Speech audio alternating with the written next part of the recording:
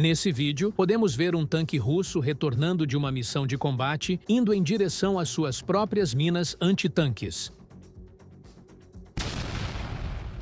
Sua esteira é rasgada pela explosão. A tripulação do tanque abandona o veículo às pressas, levando apenas os pertences mais valiosos. Nesse outro vídeo filmado de um ângulo diferente, podemos ver evidente que as minas estavam posicionadas na estrada sem nenhum tipo de camuflagem, dando até mesmo para ver de longe, e mesmo assim, os russos seguem em frente. Logo após o tanque ser abandonado pela sua tripulação, ele é imediatamente destruído por um míssil antitanque da Ucrânia. Nesse caso específico, a tripulação teve muita sorte. Eles conseguiram sair praticamente ilesos dessa situação. Situações semelhantes são recorrentes. Após esse outro tanque ter sido abandonado por sua tripulação, após passar por cima de uma mina, ele é atingido por um disparo certeiro de um míssil. Parece ser um Javelin. A principal tarefa de um tanque é fazer uma limpa, destruindo as fortificações inimigas, para que a infantaria possa se mover com mais facilidade e tomar posições. Podemos ver isso na prática nesse vídeo. Um tanque ucraniano destrói posições fortificadas inimigas em casas. Os russos estão entrincheirados nos prédios, na orla da cidade de Bakhmut, e o tanque está trabalhando diretamente para eliminar essas posições. É interessante ver que o tanque ucraniano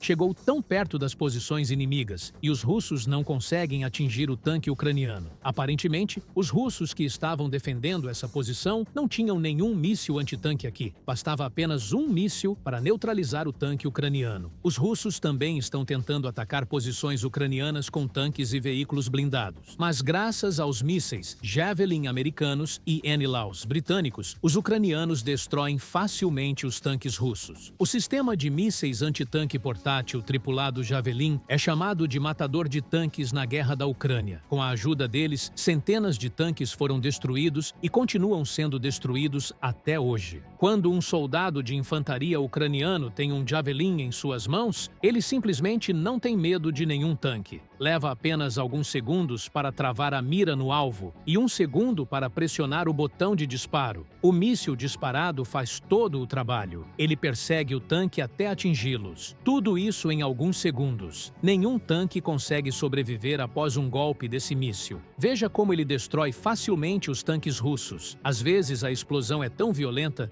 que a torre do tanque voa até dezenas de metros de altura, e o tanque é despedaçado pela detonação de projéteis. A Rússia também possui seus próprios mísseis antitanques como o Kornet e o Ataka, mas não vemos os russos usando esses mísseis antitanques com a mesma frequência que os ucranianos usam. Um dos motivos para isso é a logística limitada, a escassez de mísseis modernos e a dificuldade de alcançar alvos em áreas. Além disso, a força e a capacidade de resposta das defesas ucranianas, incluindo drones e sistemas antitanque como o Javelin, criam um ambiente de combate hostil para as forças russas, dificultando o emprego de suas armas antitanque. Em outras palavras, o uso de armas antitanque pode revelar a posição do soldado russo, tornando-o um alvo para ataques de retaliação ucranianos, especialmente de drones.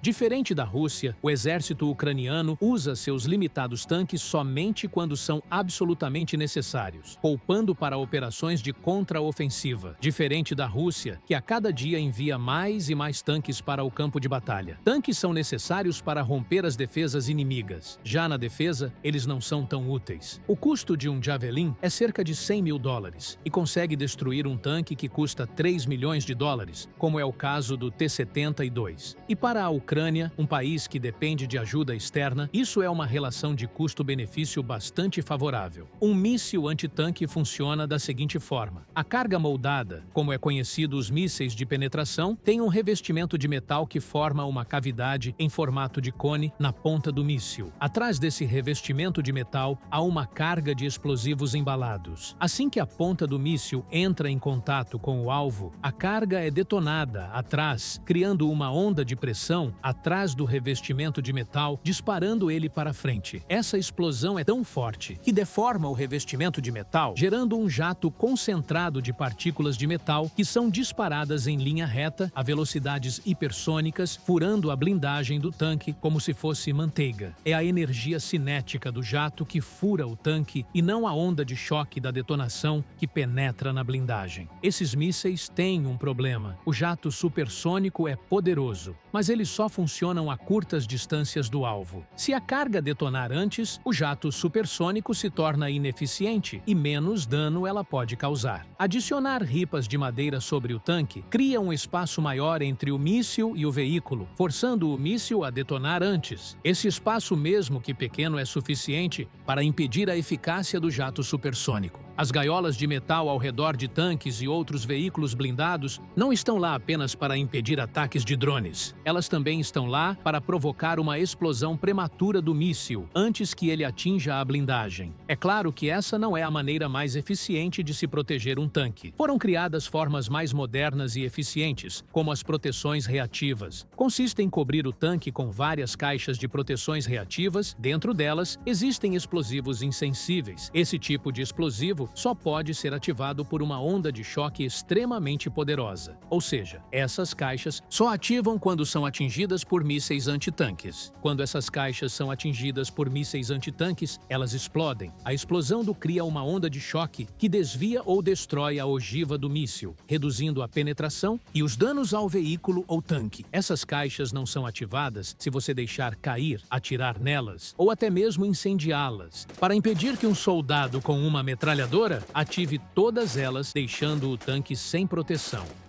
Bem, se os tanques modernos russos possuem campos de força que os tornam completamente imunes a mísseis antitanques, então por que ainda vemos tantos tanques russos sendo destruídos? Para cada problema existe uma solução, e para solucionar esse problema, eles inventaram o Javelin.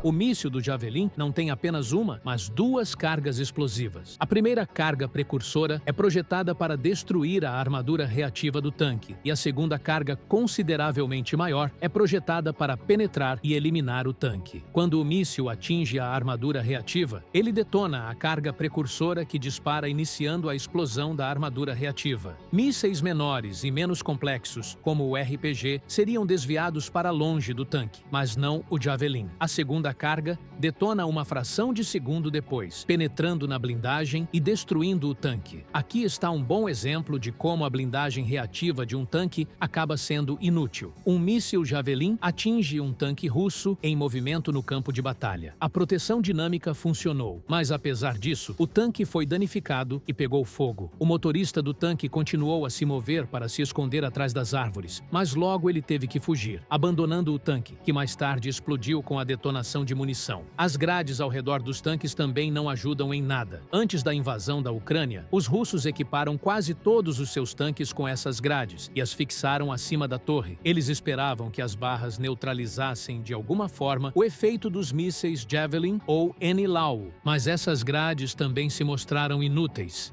A internet está cheia de fotos de tanques destruídos com grades acima da torre. Não apenas tanques, mas qualquer veículo blindado pode ser facilmente destruído pelo míssil Javelin. Aqui está um soldado ucraniano destruindo um veículo blindado russo de transporte de tropas em emboscada, no que o soldado está a uma curta distância. Aqui está outro vídeo de outra emboscada.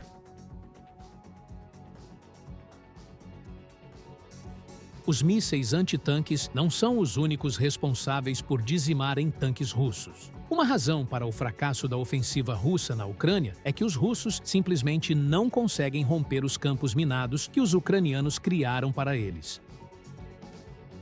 Com inteligência ruim, os russos constantemente caem em armadilhas e perdem centenas de veículos blindados. Perto de Ugledar, tanques russos entraram em uma estrada extremamente minada pela Ucrânia. Mais de 150 unidades e vários veículos blindados foram destruídos no local. O New York Times chamou isso de a operação de tanques russos mais desastrosa de toda a guerra. Para encher as estradas de minas, grupos de sabotagem ucranianos penetram em setores-chave das frentes de combate à noite e instalam minas antitanque especiais. Basicamente, eles usam minas de produção alemã e francesa. As minas são muito poderosas, capazes de derrubar um tanque russo de cabeça para baixo com sua explosão. Essas minas têm sensores magnéticos que disparam quando um grande objeto metálico se aproxima delas. Elas são instaladas nas laterais da estrada, pois a estrada deve parecer limpa e segura para atrair os russos para uma armadilha. Os soldados ucranianos também ajustam suas artilharias para que ela possa atingir com precisão os tanques russos que tentarem fugir. Quando os russos começam sua ofensiva, eles avançam sempre em uma coluna de tanques, esperando encontrar soldados ucranianos em trincheiras com armas pequenas. Os ucranianos permitem que os russos se aproximem até a distância desejada e então disparam a artilharia.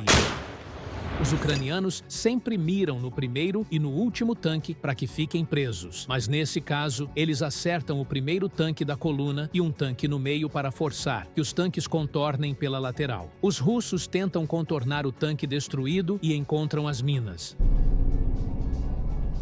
Como resultado, a coluna de tanques russos fica confusa. Eles não sabem para onde se mover porque as minas podem estar em qualquer lugar. Enquanto os russos hesitam e tomam decisões, assim, os ucranianos bombardeiam com artilharia e mísseis Javelin. Os russos abandonam seus veículos-tanques e fogem correndo. Então os ucranianos terminam o trabalho utilizando drones para queimar os veículos blindados, jogando granadas neles.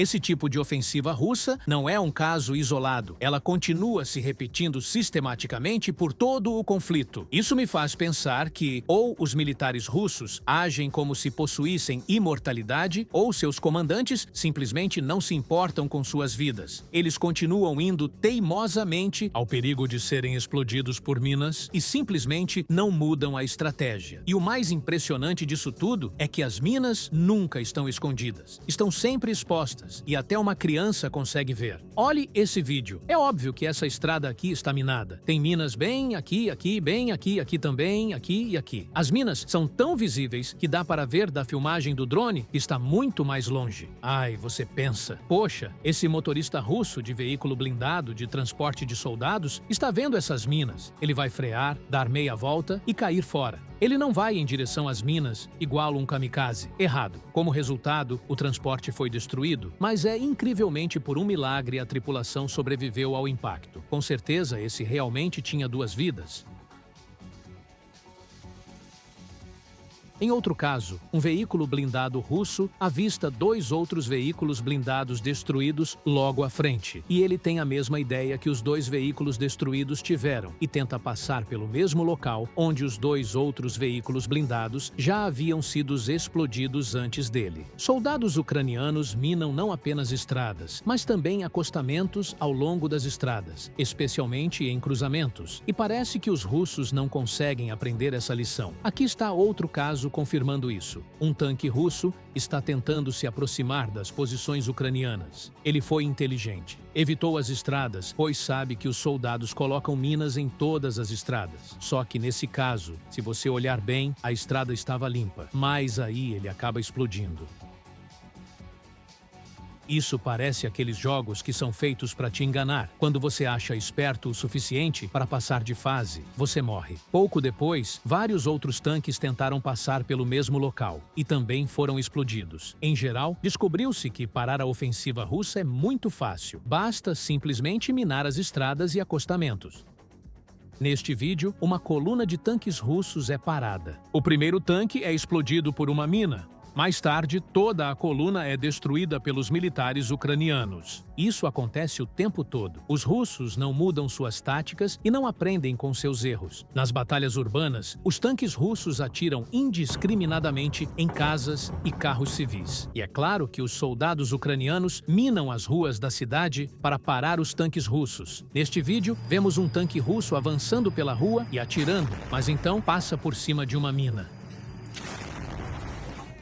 Um fato curioso é que as minas antitanque soviética geralmente não destrói o tanque ou o veículo blindado de transporte de pessoal. A tripulação do tanque quase sempre permanece ilesa. O trabalho de uma mina é parar um tanque. Portanto, um sinal característico de que um tanque foi explodido por uma mina são trilhos rasgados e engrenagens de rolamento danificadas. Às vezes, as rodas podem até continuar girando e o motor continua a funcionar até ficar sem combustível. As tripulações dos tanques geralmente deixam esses tanques para trás e fogem o mais rápido possível com medo de retaliação. Os russos geralmente retornam para buscar seus tanques depois, quando as coisas esfriam, se possível. O objetivo é rebocar para reparar, já que a Rússia enfrenta uma grave escassez de veículos blindados pesados. Como abordamos em outros vídeos, os russos estão perdendo mais tanques do que podem produzir e consertar. Portanto, para atrapalhar os russos, as forças militares ucranianas tentam destruir todos os tanques, mesmo que estejam com a engrenagem quebrada, usando drones. O drone joga uma granada bem na escotilha aberta da torre do tanque. Quando os russos estão fugindo desesperados de seus tanques destruídos, eles quase sempre deixam a escotilha abertas. Depois que a granada explode dentro do tanque, ela geralmente explode com a detonação de sua própria munição. Para limpar as minas das estradas, os russos usaram vários veículos. O método mais comum é usar o veículo BMR-3MA, que é montado em um tanque russo comum, mas esta máquina não é tão eficaz assim. Neste vídeo, a máquina foi capaz de detectar e neutralizar apenas 2 minas, e a terceira mina explodiu e danificou o próprio tanque. E essas eram minas fracas de produção russa. Contra minas de produção ocidental, esta máquina é inútil. Os russos têm máquinas de desminagem mais complexas, como a UR-77.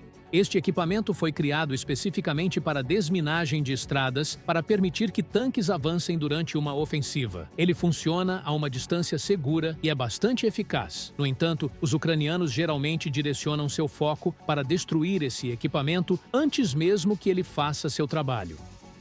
Se inscreva no canal para receber mais análises militares desse mesmo formato. E assista nosso último documentário sobre como a Rússia está esgotando todos o seu exército. Não apenas tanques, mas aviões, navios, soldados e, é claro, tanques. Clicando no vídeo que está aparecendo em sua tela. Te vejo lá e um abraço.